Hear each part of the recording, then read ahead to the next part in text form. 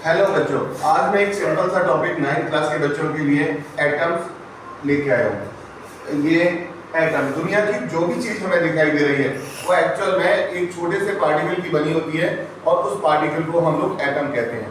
जैसे ये मार्कर, अगर मैं इसे काटता जाऊँ तो अल्टीमेटली एक कंडीशन ऐसी भी आएगी जब उसके बाद मैं उस पार्टिकल को काटने में अनेबल हो जाऊँगा। तो वो छोटा पार्टिकल जो दोबारा कट नहीं सकता, उस पार्टिकल को हम लोग एटम कहते हैं। तो उसी के आधार पर यहाँ पर डेफिनेशन लिखी हुई है बच्चों।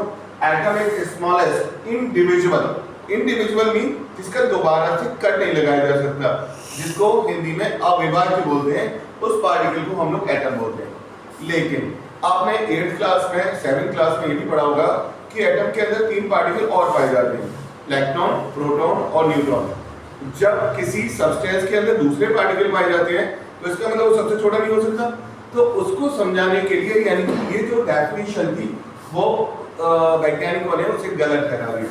तो मैंने दूसरी डेफिनेशन को लिखा, यहाँ पर स्मॉलेस्ट है सबसे छोटा, लेकिन इस दूसरी डेफिनेशन में मैंने लिखा हुआ है एटम स्मॉल तो है लेकिन स्मॉलेस्ट नहीं है। Atom is a small particle that participate in a chemical reaction without decomposition. अब 9th में आगे जैसे जैसे बड़े हो रहे हैं तो आप लोग देखेंगे जितनी भी केमिकल रिएक्शन है उसमें कभी भी एटम बगैर टूटे पार्टिसिपेट करेगा, एटम कभी टूटेगा नहीं।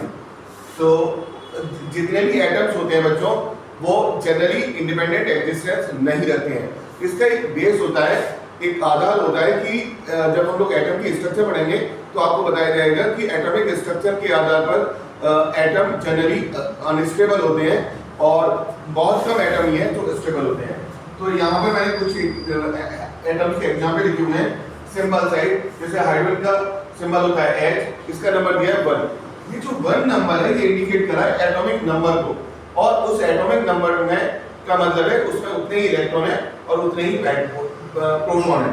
तो कार्बन का 6 नंबर, नाइट्रोजन का 7 एटॉमिक नंबर, ऑक्सीजन का 8 और सोडियम का 11, मैग्नीशियम का 12, एल्यूमिनियम का 13।